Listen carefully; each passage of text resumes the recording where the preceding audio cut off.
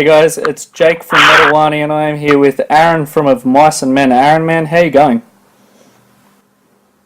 Hey, good brother. How you doing? Yeah, good, thank you. So, we're here to talk about the new album. You guys have the new album coming out at the start of next year. I think it's January 19th, Defy. How excited are you guys to be releasing this record? Oh man, I'm so excited. I've been saying it for the last couple of weeks that I just want to. Part of me just wants to leak it, just because like this is yeah, I don't know. I feel like every time we kind of create music, there's always this period where you have to kind of sit on your hands a little bit and just kind of keep mum about the music and whatnot. And in reality, it's music is how we speak to the world. So I'm very, very excited to keep that conversation going. Yeah, cool. And it's interesting that you say that you're that excited about it and you want to leak it, because it seems like the fans are really resonating with the few tracks that you guys have released so far. So with Unbreakable and Back to Me being released earlier this year, and I think last look they were up to about 7 million views each on YouTube, and you guys released Warzone at the start of November, and that's up to, I checked earlier, and I think that's up to about 500,000 views. So are you sort of anticipating that same sort of reception when the album comes out? I don't know. I mean, for me, I never really try to concern myself too much with the reception. I think I've always been taught to kind of view music as the age old tale of or the age old quote or cliche of music is the universal language.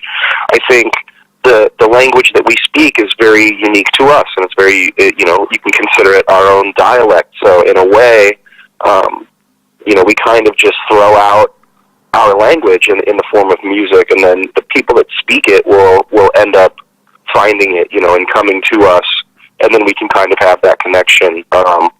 Absolutely. I hope that the response is positive, of course, because I think dealing with an overabundance of negativity would kind of suck. But I think at the same time, like I said, I'm just excited to kind of have the dialogue going again, and for people to be able to listen to the album and really, really get a sense of where we're at now as a band and where we're at now as people. Yeah, cool. And just before we move on to the album a little bit more generally, just on those 3 tracks that have been released, was there any sort of process that went into selecting those tracks off the album as the ones to sort of showcase it, or did you just pick the ones you thought were the best? Well, with Unbreakable and Back to Me, we wanted to play those songs live. We'd written those songs with the full intention of playing them live at a bunch of the U.S. metal and rock festivals, as well as the UK and European festivals over the summer. So those two, it was just kind of, it was a bit of a no-brainer. We were just like, yeah, well, we want to play these songs at these festivals. It would be great to have them recorded beforehand.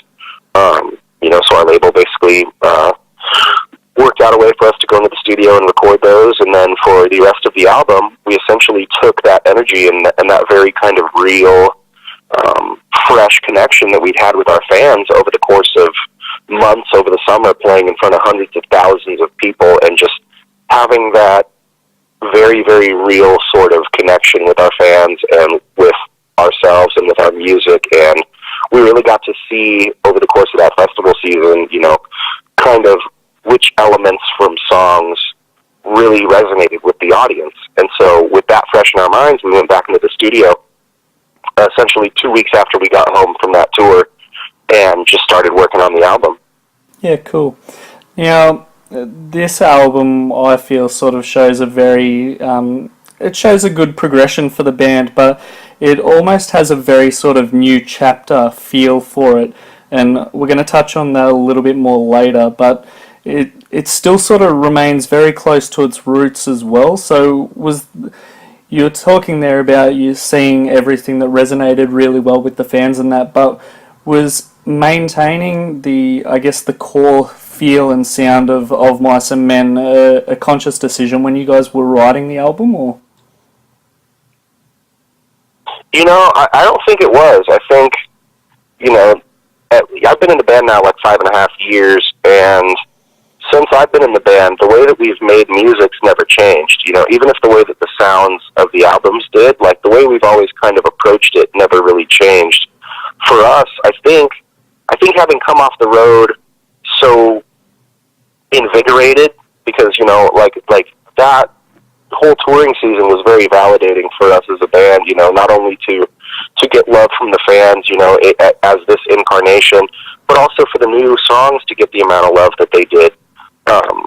So for us, I think that energy, just the energy of festival crowds, I think that really just kind of bled into the album. And I think, you know, previous albums, it's always been about that. You know, bands have always made records so that you can go out and tour and play those songs. So having been so fresh in that regard, I think that that's probably where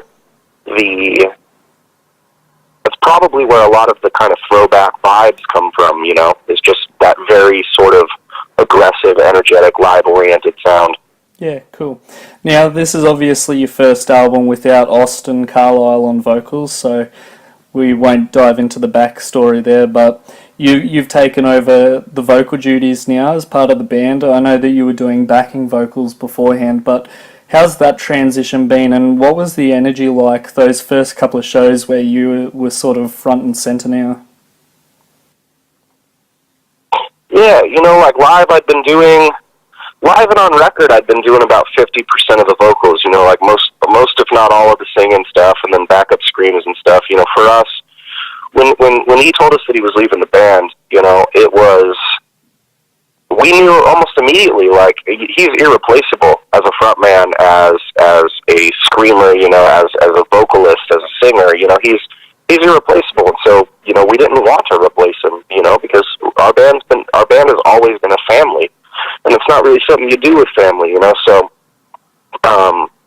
tackling this record, you know, lyrically and vocally, it was very still much the same way that we've done things in the past. You know, everything that Of Mice has done has always been very, very collaborative, like in every aspect, you know.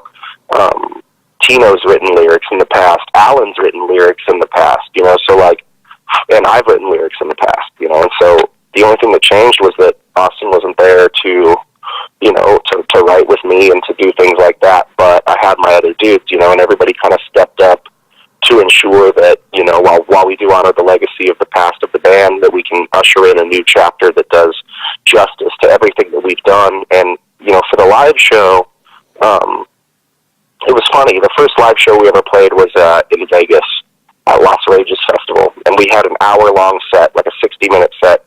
And I remember thinking around minute 55, we're here, we're doing this right now. And and it was funny that it was at that moment, because basically, like, we were almost finished with the set. I think we had one song left. But, you know, like, I don't really think of it too much like a promotion or anything in that regard. You know, a big question that's asked me a lot is like, so what's it like being the front man now? And, like, I've never really seen myself as a front man, even when I used to front my old band. You know, for me, vocals is just another part of the song. Yeah. You know, so it might as well just be another instrument, you know, and because everything is so collaborative with our band, you know, everything is an important quarter of the unit, you know. So for me, I think the biggest difference I've seen or felt in my role as doing lead vocals is, well, I just stand at a different part of the stage now. Instead of being kind of stage right center, now I'm just center. Yeah. But you know, but everything else and the feelings that come along with it, you know, it doesn't really so much to me feel like a promotion. If anything, it feels kind of like I'm settling deeper into what I was doing before. Yeah. You know. Yeah. Cool. Which I think is important. I think it can. You know, I think it's really, really easy, and it could be very commonly perceived that something like that is a promotion that comes with a whole kind of ego boost and things like that. But, you know, I think everything that we do as a band is you know, we always take the perspective of humility with all that, you know, and you know, even if I was lead vocals, like, I could go up there with my bass, and if I don't have my drummer behind me, it's not really going to matter for the show. Yeah. You know what I mean? So, yeah, it doesn't feel too different. If anything, it just feels kind of like we're just settling more into what we've been doing these past 5 years. Yeah, cool. Cool. So you guys are coming down to Australia in March next year as part of the very first Download Festival that's being held in Melbourne. I think this is your first. No, I cannot wait. This is going to be your first performance in Australia in a couple of years. Like, I do know that you guys were slated to come down with A Day to Remember on their Bad Vibes tour. I think it was December 2016, but that was around the time when Austin got sick and unfortunately had to withdraw. So how happy is the band to finally be getting back down to Australia?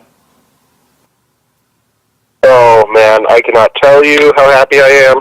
I am a bit unhappy. I found out that Pie Face is, like, gone from most locations now, which is a bit gutting because that was one of my favorite things to eat. But you know, like just playing Australian festivals, it's always been so awesome. I mean, you talk about some of the best crowds in the entire world. You talk about just some of the best vibes and just best atmosphere. You know, and at the same time, the first thing I thought of when I saw that Download was coming back to Australia, literally the first thing I thought about was the fans. I was like, man, metal fans have been waiting so long for something like this, and it's good that something with the amount of notoriety and the amount of legitimacy as Download is going there to, like, give these people what they need, you know? Yeah. Everybody needs music. Everybody needs an outlet. And it's a shame that it's been so many years, you know, but that was my first thought, was of the fans. I was like, yes, finally Australia gets something sick. Yeah. Again. You know? And these performances are going to be really cool because it's going to be one of the first opportunities that you guys will have had to play some of these new tracks that are being launched from the album live as well. So that's going to be cool as well. Yeah, absolutely. We cannot wait to play so much from the new record. Have you had a chance to take a look at the rest of that Download Melbourne lineup? Is there any bands on there that you personally want to go and take a look and go and see?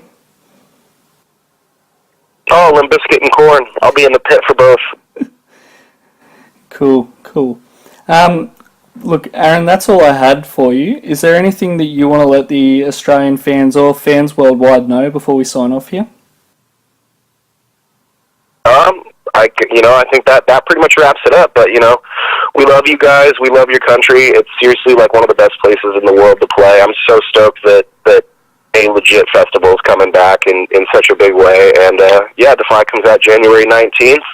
You can go to MeisenMenOfficial.com, and we've got, like, a bunch of cool, unique vinyl and stuff like that we're doing for the record. So it's going to be awesome, man. I'm really, really excited. Yeah, cool. Aaron, thanks so much for your time, and we look forward to seeing you in March when you come down for Download. Yeah, thank you so much. Thank you for your time.